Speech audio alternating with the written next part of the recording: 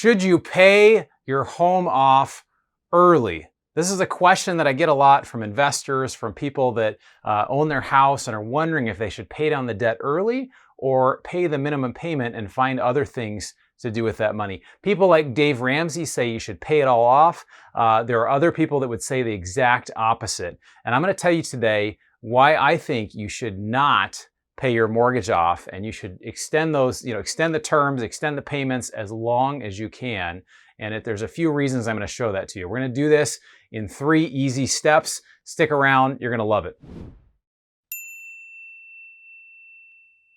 Okay, so step number 1, should I pay my home off early? There's a lot of well-known people. People wonder, well, why? Some people in both camps on this conversation would say, oh, you absolutely should. There's no reason why you shouldn't. Dave Ramsey, this is my picture of Dave Ramsey here. All those of you that know I should be an artist, I may have missed my calling, but this is Dave Ramsey. We'll show you a picture of what he looks like. Very well-known money guru, talks to a lot of people. I respect the guy. He says absolutely you should pay your mortgage down as soon as possible and basically be able to live debt-free, and that will give you all sorts of other freedom. And I think for some people that works. If you're watching this video and you're trying to find a better way, my thought is for you that probably is not the case. And I'm going to explain why, and I'm going to explain why it's really important. But let's talk real quick about why people say you should pay down your mortgage as soon as possible.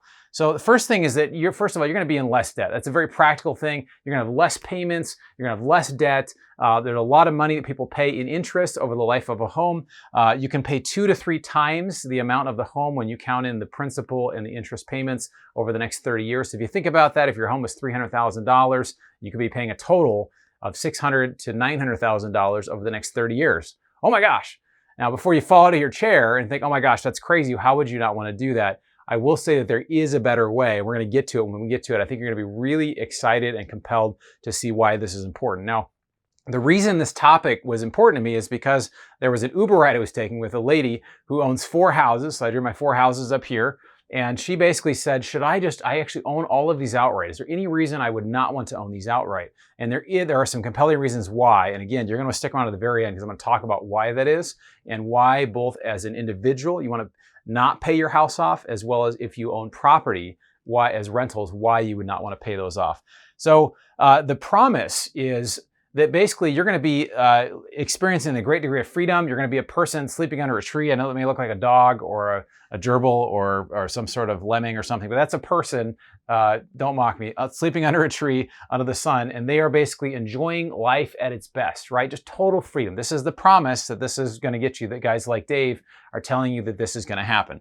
The third thing is that you're not going to be able to take that vacation you want to take. You're not going to be able to do those certain things that you want to do because you got to be busy paying down all this debt. In some ways, and not everybody has said this explicitly, but it's kind of the life deferral plan, right? You don't do what you want to do now, and you can do other things later. And I think there's some wisdom to that. Like, you don't want to be living frivolously, but I don't think that we need to defer fun forever. What about you?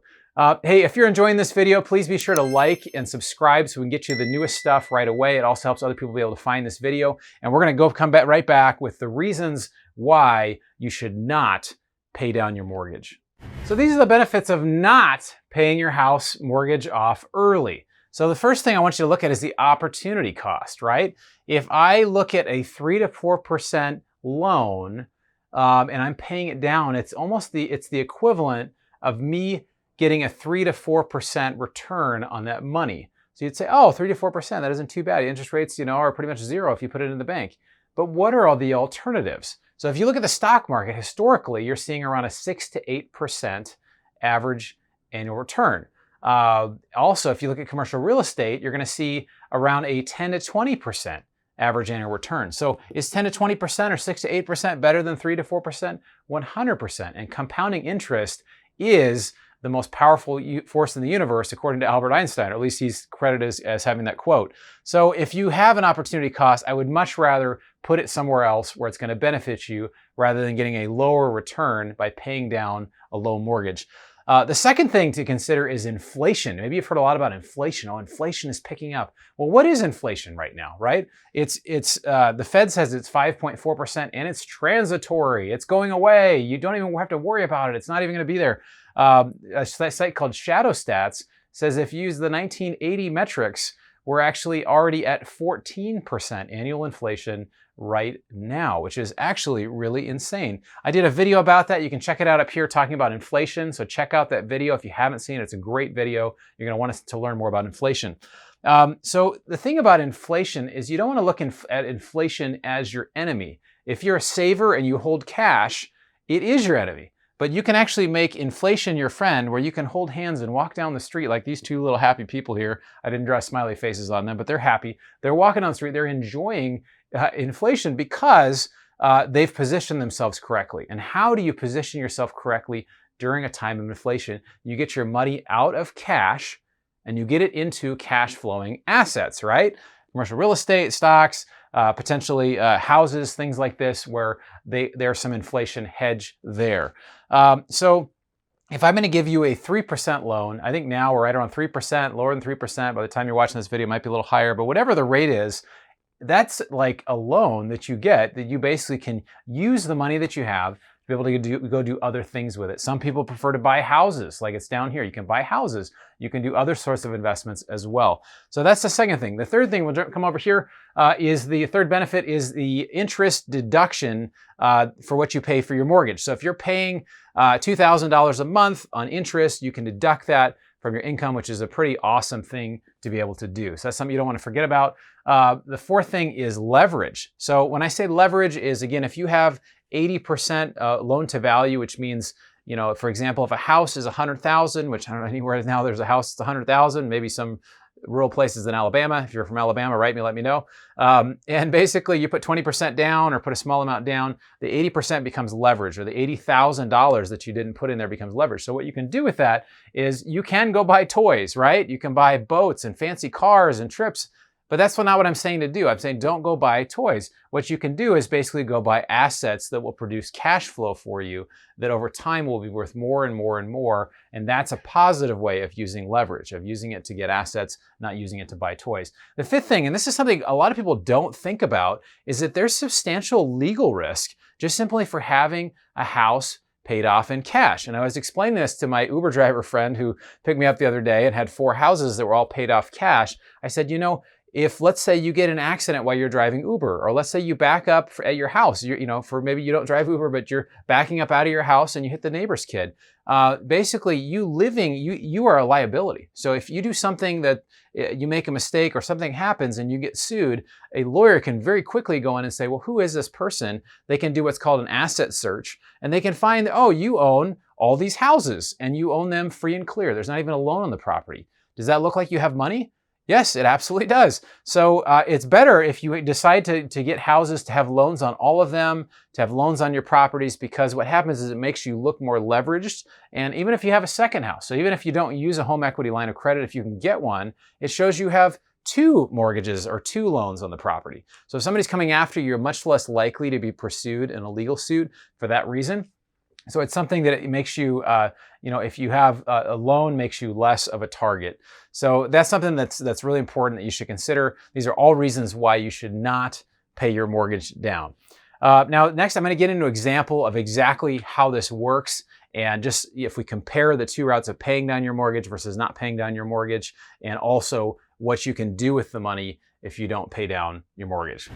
All right, so this is step number 3. This is the example and alternatives if you were to not pay down your mortgage and if you were to pay down your mortgage. So first example right here, we're going to talk about, you have a $300,000 house.